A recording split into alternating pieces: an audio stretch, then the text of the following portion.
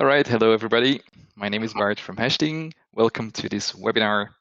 I'm going to run this webinar together with Amaury from Growforce. Amaury, maybe you can introduce yourself. Hello, everybody. Thanks for joining us here during your lunch period. I'm Amaury. I've got a background in consumer goods, sales and marketing, but then turned entrepreneur and growth marketeer. And my passion is really combining those two worlds. So hopefully, we're going to share some interesting insights for you here in the coming 30 minutes. All right, thank you, Amaury. And my name is Bart. I'm the founder of Hashting. I'm an ex-CPG marketer and I have a passion for consumer marketing. Amaury will kick the presentation off with an introduction on growth marketing, and next we will have some very specific use cases that you could use or you can start running even today. Mm-hmm. So, as a marketeer, you've got a lot to do. You've got a big job, but your core business is you want to grow your brand and make an impact internally, externally, really driving the purpose of your brand, and therefore you invest. You've got those big marketing budgets, but it's not always easy to know what to invest in. Even nowadays, you don't always know what the right choices are. If you look at these examples, Lipton's is an amazing brand, has grown through the years, but does the Lipton brand manager today know which marketing works and which part of his investments deliver and don't deliver? Does he or she know those insights better than actually the marketer in the 20s? Not really. You still don't know. And then enter growth marketing. And growth marketing is actually a data-driven way of doing marketing that the tech startups in Silicon Valley invented. They didn't have those huge budgets to go up against the incumbent companies. So they needed to outsmart them instead of outspending the competition, what was usually the case. And if we go to the next slide, we'll see that growth marketing is actually a mix of three different things combined together. One is creative marketing. You're going to look at traditional, but also non-traditional channels. Facebook, Instagram, 10 years ago were new channels. Today, they're almost considered as traditional channels, but then you've got those new platforms coming up like TikTok, Pinterest, and so on. So you're really going to look at new ways to convey your message. But it's also a cross-functional approach. It's not only marketing anymore. You need behavioral psychology. You need developers. You need designers. You need a sales insight to really rapidly test new things and don't go from a marketing process to a product development process to a sales process. And also you need to have that underdog mindset with growth marketing. You need to find better ways to beat those big competitors that just have larger budgets than you, so you can't outspend them. Another important pillar is experimenting and data. Growth marketing is all about testing, and then scaling what works, which resonates quite well with the lean methodology of build, measure, learn. So you need to bring that rapid experimentation mindset in your company and then track data. Track hard data like conversion rates, click-through rates, engagement rates, but also soft data. What's your net promoter score? What do people like about your product, don't like about your product? And that tracking of data is going to allow you to make data-driven decisions. Gone are the days that you're in a meeting, you talk for an hour, and at the end of the meeting, it's the gut feeling of the most senior person in the meeting that's taking the decision.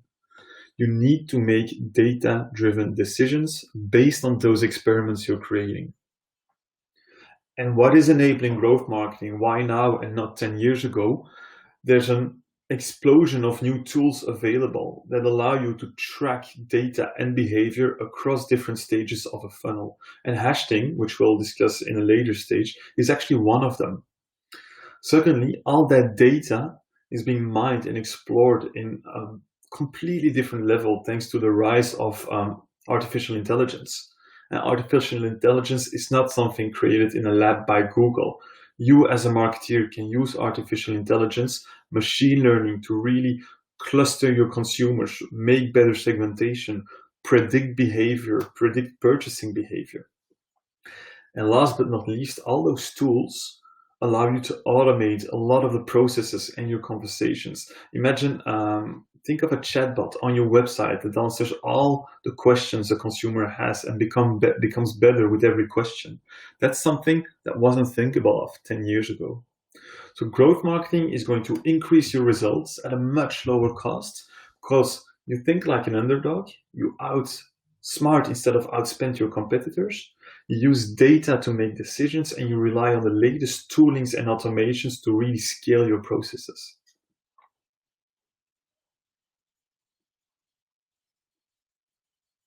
And the big difference, you might think, yeah, I've heard this before. I'm doing Facebook ads. I'm doing growth marketing. There's a really, really big difference. This is not just digital marketing with a big focus on awareness. You're really going to measure and track a consumer down the whole funnel. Not only brand awareness, but also how do you convey the value of your product? How do you activate the consumer? How do you increase conversion rates? How do you increase average order value, the revenue? But even more important, how do you increase retention and referral? Those are the two most overlooked stages, but they're a huge value driver. Who are my most loyal consumers? How can I get more of them? What are the drivers that drive repurchase and retention and so on?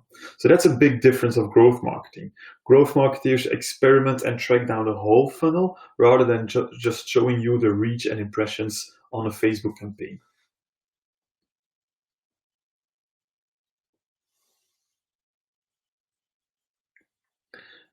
Some classical examples in CPG. You probably think, yeah, I've seen this one. They made a viral video. It's just super hard to make a viral video.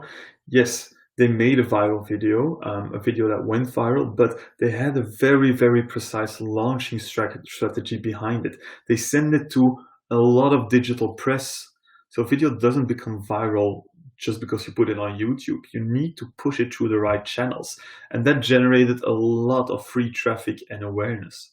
But the real success of Dollar Shave Club wasn't their awareness hack, it was their retention.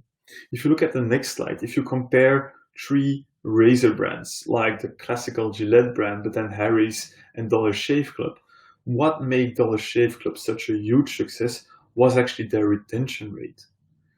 So it wasn't their digital marketing, it wasn't their ad, it's actually the retention rate that makes a big difference. If you look at Harry's that recently got bought by Wilkinson, they had a whole referral program even before the product was live. So users were inviting other users. Users were actually brand advocates even before they tried the product. And so that's a whole new way to look at things. You look at the funnel and you try to improve other parts of the funnel than just the brand awareness and the number of impressions. But if you look at awareness, it's not about outspending. Casper and Jessica Alba with the Honest Company have an amazing strategy where they really outsmarted competition. And how did they do that? They dominated SEO. Casper spent a very, very big part of their time to actually build a huge blogging strategy, content strategy. You can't go on Google and type in buy a mattress and get in the first results. I think Casper owns the first 10 results of the page just because their content strategy is that strong, and that gives them a competitive advantage for the years to come. Same Honest Company, they build a whole content strategy around every single ingredient in a diaper. So if you're a mother and you're trying to see, oh, what is there in this diaper? Is this harmful for my baby? You're going to look that online. You're going to look that into Google, and the first result is a content piece from the Honest Company saying how they don't have that ingredient and that's why they have a better diaper. So again, this is really outsmarting competition instead of outspending them. But the biggest thing is, now we share some successful hacks that you might have known already, but it's not about finding one successful hack. It's about creating a culture of experimentation. The more experiments you do, the bigger your chance of success. So the key is to start experimenting and to continue experimenting, not to look for the one big hack that's going to change your business. And that experimentation culture, all those experiments are now enabled by new marketing technology. And that's why you, as of tomorrow, are able to create an experimentation culture in your company, because you're going to install an experimentation process.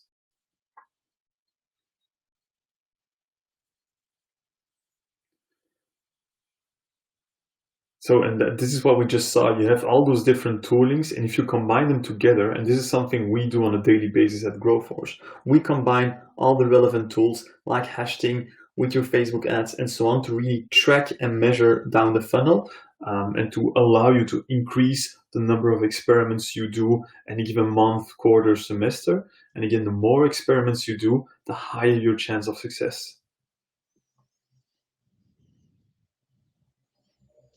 So now we're going to do a quick poll because I'm very curious to we want to know how many tests have you done this year? And do you know what you test? Have your predecessors done tests on your file? What's your legacy learning of your experiment? We'll put a quick poll live. So now you should be able to quickly vote on the number of experiments you've done. And then we're going to look into how we can create an experimentation culture in your company.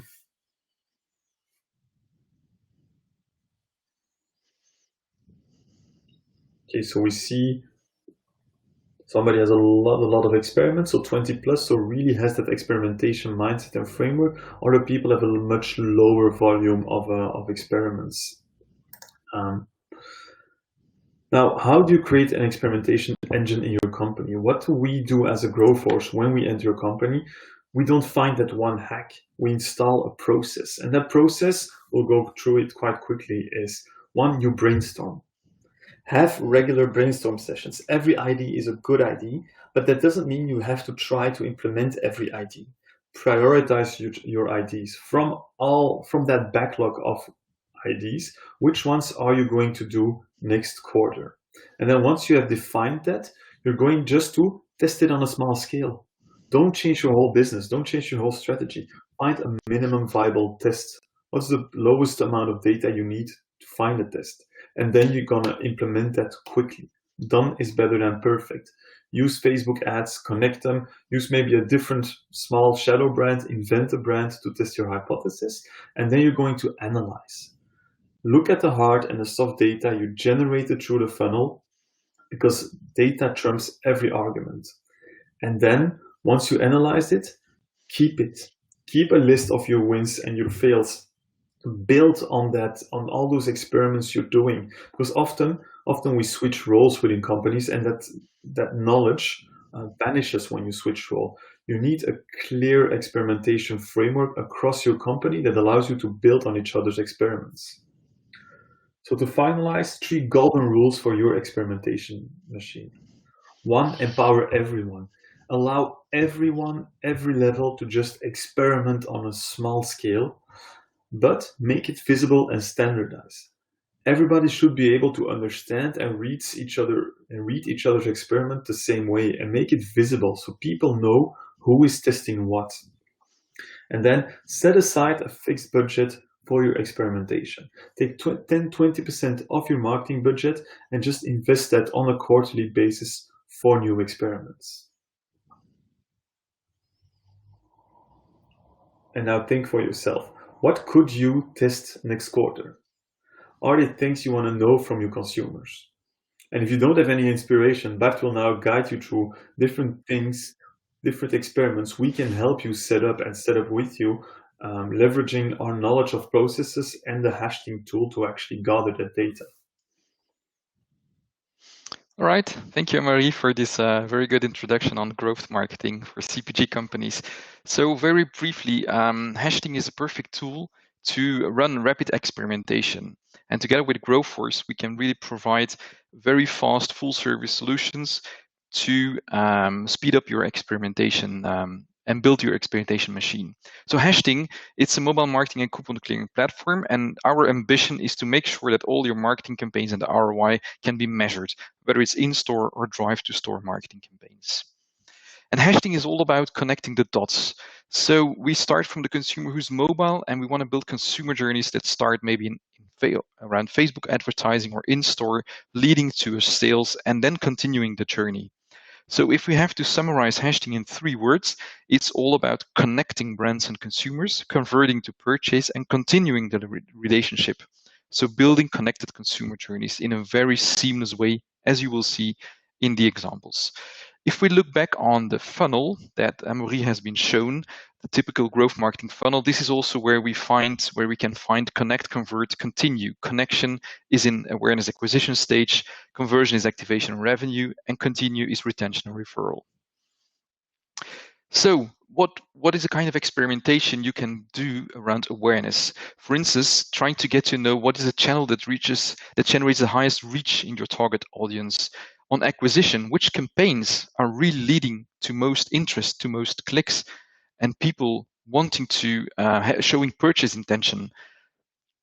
On the revenue side, it's a dream of every marketeer to know the exact ROI of every single ad campaign. But it doesn't stop there. As Amaury pointed out, retention is really interesting and really crucial in building your funnel and building your business. So lots of brands, they want to know who are their loyal consumers versus the trialists.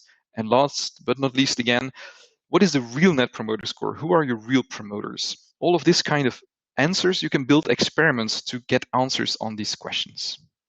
All right, let's dive into practical solutions. But first, I want to have a quick overview of what is O2O conversion marketing. So when we talk about hashtagging, it's about connecting online and offline. And there, as you will see in the next examples, there are disconnects between online and offline that we try to solve. And those examples on O2O, we will come back on them in the next few minutes. So for this webinar, we have brought with us 5 different experiments that you could take today, right now, that could be relevant. We're going to dive into details on 3 of them. So I'm going to quickly skip this poll in order to make sure that we have enough time to go through the experiments. So in the last webinar, the number 1 most relevant experiment was to try to get to know what is the drive to store mechanic that is most effective. And the example that we have taken today with us is an example that is very, let's say, relevant in today's situation with the lockdown. So we are going to show you how easy it is to drive traffic from Facebook all the way to the pub and make sure that people even share their experience with their friends. So in this case, the brand Drinks, our imaginable brand, is advertising on Facebook, and they are announcing the first drinks is on us. So imagine the lockdown is over. There is a lot of back to the bars activations that are planned. So how does it work? We made a short video to show you how easy it is.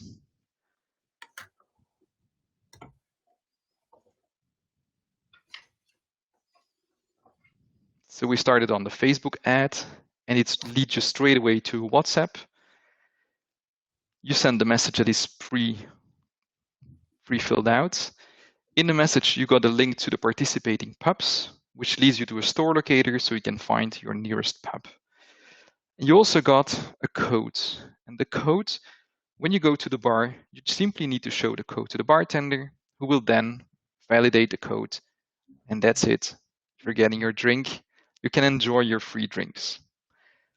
But it doesn't have to stop there, because all of a sudden you receive a message that you can simply share with a friend so that they can also benefit from these free drinks. It's as simple as forwarding a message on WhatsApp. So this is a first example to show you how easy it is to drive traffic to bars and to help the bars in recovering from, for instance, this Corona crisis. A second example is also very relevant in today's situation, is how can you boost and track online conversion and even generate reviews. In this case, you could start from a Facebook ad from this brand Electronics, who has a cashback offer on, for instance, a headphone. And we're going to show you how easy it is to drive traffic to a web shop and to make sure that afterwards people can even review. So in the short video, you will see the first part. So clicking on the ad all the way down to buying on the web shop and receiving your cashback. So it starts from a Facebook ad. When clicking on the ad, you arrive on a landing page on which you can choose to either go through WhatsApp or SMS. When clicking on the WhatsApp button, you simply need to send the message and you receive a personal cashback link. Through the link, you will see how easy it is to just claim your refund. It's as simple as filling out your data, your personal data, and then uploading a picture of your receipt or a PDF of your purchase, for instance, in this case on Amazon. So clicking, opening the camera, and just taking a picture of this invoice. That's why we call hashing granny proof. Like anyone can do it. You don't have to download apps, no complicated things. You just simply need to send a message, click on a link, and upload a receipt. As easy as that. All right, and the last example is linked to a case study. The last example is about new product launches and how to make it sure that you can accelerate your success and get instant feedback. We brought a case with us from that we did with McCain. McCain launched in Belgium. They launched a new flavor called Ribbles, but they were not sure what were the best drive to store mechanics. So we tested several ads. People just could, as you saw in the example with electronics, they just simply get a cashback link, claim their cashback, and then they receive the survey. So we're going to guide you through the results. But first of all, this was a setup. So it might be complicated, but I'm going to quickly go over it. There were several ads, several landing pages, several offers, and you could buy in any shop, and there was a survey after 10 days. So in this case, it was a very small test case to really have an experiment on how easy it is to drive new sales and bring in new consumers to the brand. We saw there were 20,000 clicks on the ads, and of those 20,000 clicks, 3,000 people, they requested a cashback link, of whom 1,300 went to buy the product in a supermarket and uploaded their receipt. And out of those 1,300, 1,000 people, they were opting in for McCain. And this is how you see that we've been experimenting. So week after week, we have been optimizing the results. And we tested several campaigns. So there's the blue campaign who had most clicks and most conversion so better than the green campaign and the red campaign. So we tested Facebook versus Instagram. We tested two different call to actions, and we also tested two different mechanics. And so there was clearly a winner, which was the blue campaign. And on the survey, after 10 days, they received a link to a survey. And there were a lot of people who participated in the survey. And we instantly got a market research on more than 400 people, indicating, on the one hand, how good the product is, and giving more detailed feedback, for instance, on how they prepare it, what's their age group, and what's their family size. There is more, of course. And the best thing of all is that it was clearly leading to a sales impact, even though it was only a very small campaign. As you can see in the red curve, it was a very clear boost in their sales. So again, this was an example to show you how easy it is to do a small test, to do a rapid test, to have clear learnings in a very short period of time. All of this in a way that it's very easy for the consumer to participate in these kind of experiments. It's a very seamless consumer journey. Back to you, Anne-Marie. Yeah. So what we've seen is different experiments you can do to really get data and track what's working and what's not working through giveaways, Facebook ads, and so on. So with this inspiration, we really suggest you to start with a small experiment next month. Really start experimenting on your brand, on your file. Because if we look at the next slide, start experimenting and get control over your marketing investments. You will get a better tracking of your campaigns. What works, what doesn't work. You will get more consumer feedback and insights. You don't need to wait for big GfK or Nielsen reports that are hugely expensive. You get real-time data on your initiative, on your product launch, on a promotion to see what works, what doesn't work. And you stop relying on your gut feeling and reinventing the wheel every time because you don't have data to make your decisions. And as a bonus, remember, you built a data pool for machine learning, but that's maybe a topic for our next webinar for more advanced once we actually started building our data pool. So to conclude, stop outspending your competition based on your gut feeling. You need to start outsmarting them with data-driven marketing.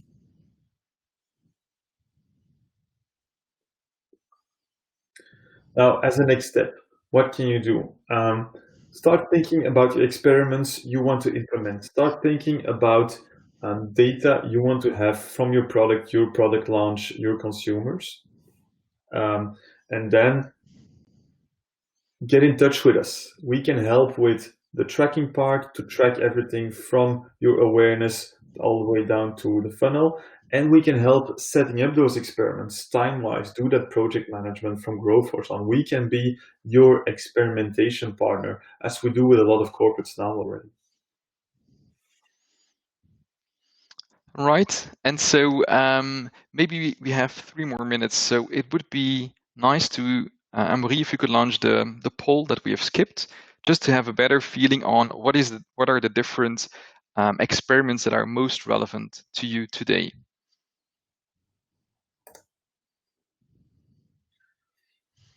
So we've been covering 3 of those 5, but we're really curious to see what are the most relevant experiments for your brands, for your situation today.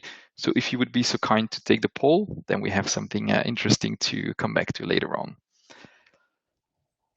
In the meantime, what we want to do is to help you see how easy it is to set up these experiments, Growforce and Hashling together. So if you are interested, you can always drop us a message. And so for the first 10, we're very open to helping them out and helping them in defining what could be a relevant experiment and how easy it could be to set it up. All right, so we have a couple of minutes left. If there are some questions, we would be happy to answer them, and we can continue our discussions. For those who want to leave after the 30 minutes, it's fine. You're free to, of course, leave the webinar, but stay tuned if you want to hear our answers on the questions. Yeah, exactly. For those who answered which experiments are most relevant, drop a line in the Q&A on the left about a product or an experiment you have in mind, and we're more than happy to answer your questions and to define with you now how quickly and how easily we could actually gather data for your experiments. For example, on how to accelerate product launches and get instant feedback.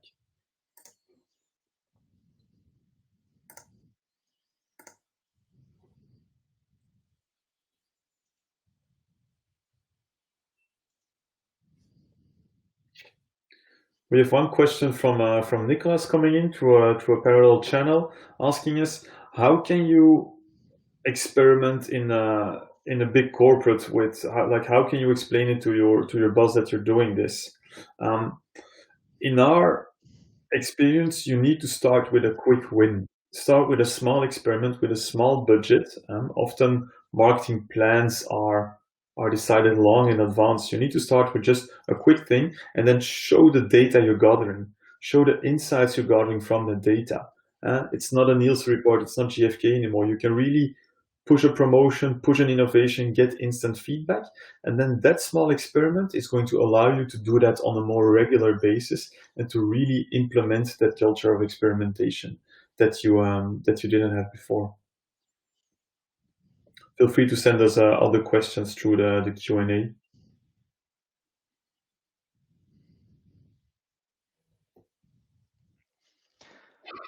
Maybe I have a question for you, Amaury. What is the kind of experiments that you see are being most relevant in other sectors and that might be relevant or interesting to share with the CPG audience?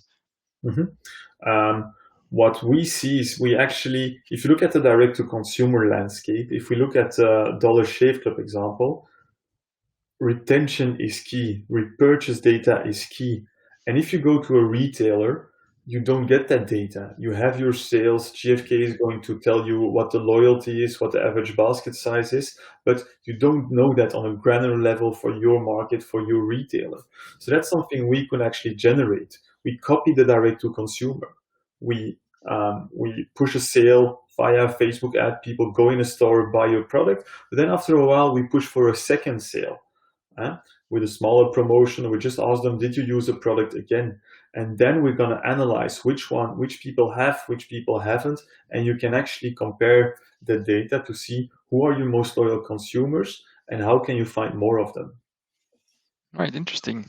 I know you have a background at Procter and Gamble, and in some of the research that we've done together, Procter and Gamble is one of the companies in CPG who's doing the most experiments. What is new to you when we were looking at Hashing and Growforce combined? Is there something that you haven't seen before? Um, it's completely different. P&G is a research and development machine, so they're experimenting a lot on that side. But again, it's a huge company, so they don't have granular data for their brand in their market and so on. And Right. tools and experiments like this really allows them to get instant feedback on the product launch. How is my product doing in the market? Who are my consumers? How can I get more of them? So that's a big difference between doing a lot of experiments and then the product development and new business models, and really each market, each business unit, each brand on a granular scale. Right. That's interesting.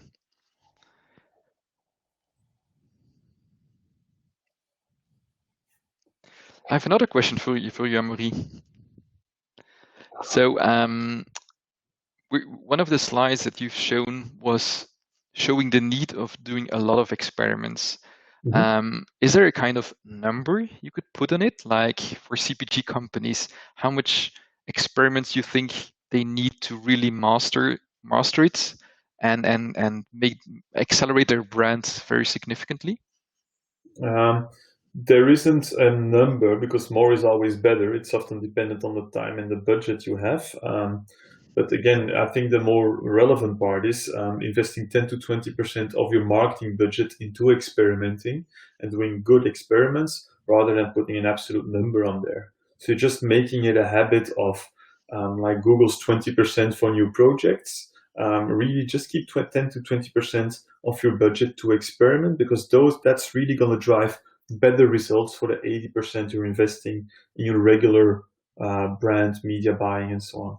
So you would conclude that it's this 10-20% is going to lead to a saving or to higher efficiencies. So it's not about an investment, it's about a saving?